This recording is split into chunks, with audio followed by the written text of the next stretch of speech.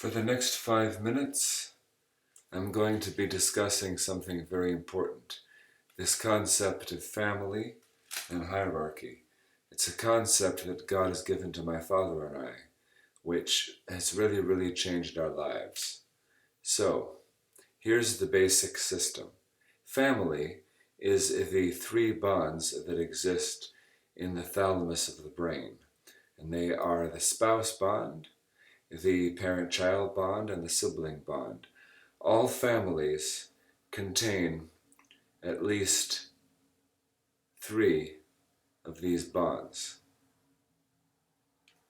When you're an only child, your friends are counted as siblings because the part of your brain that connects to your friends sees them in the same way as you would see a sibling.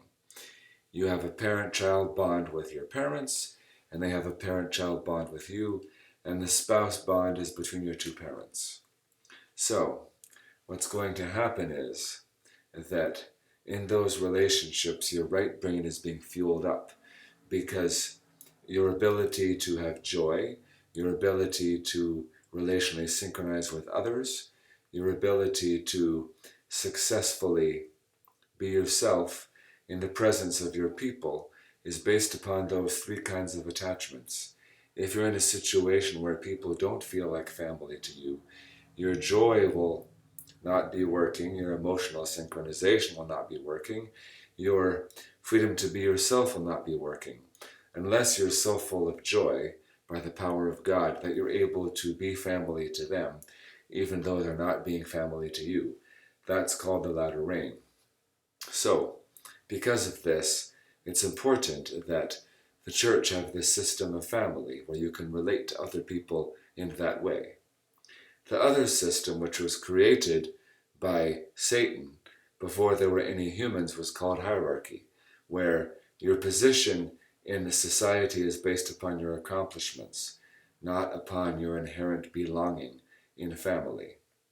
And so if you are a university professor, if you are a politician, if you are a pastor, you will get more honor than if you are a plumber, than if you are a janitor, or if you're in a situation where there's a group of people who will look down on someone else because of their nationality, because they don't see them as being a part of their family in the same way as those of their own nationality, or they may not look on people as being a part of their family as compared to those in the same religion.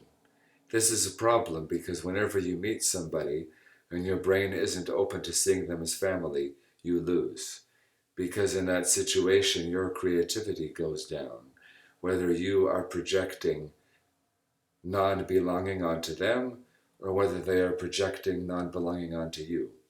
When I was in Hawaii, I made over 4,000 friends because I saw everybody as family and my brain was able to be blessed by the relationship with those people. It was very stimulating and very hopeful. I gained a lot. And now I have all these friends on Facebook and it's very powerful. So, if you want to have successful relationships with your family, you need to realize that family is for everybody.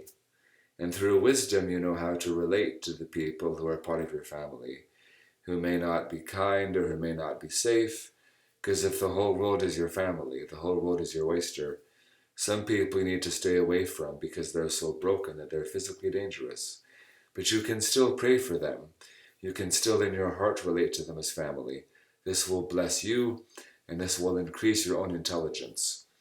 And also, if you meet them in a safe situation which God can set up, it will increase theirs. And in your own family, the people that live with you, there's a process of learning to live with people who may disagree with you, who may mistreat you, but to deal with that is part of the process of growing up. I had to work through this in my relationship with my parents.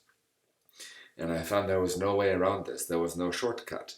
But once you go through that difficult process, the result, my friends, is incredible because you're going to experience huge leaps and bounds in your perception of reality and God.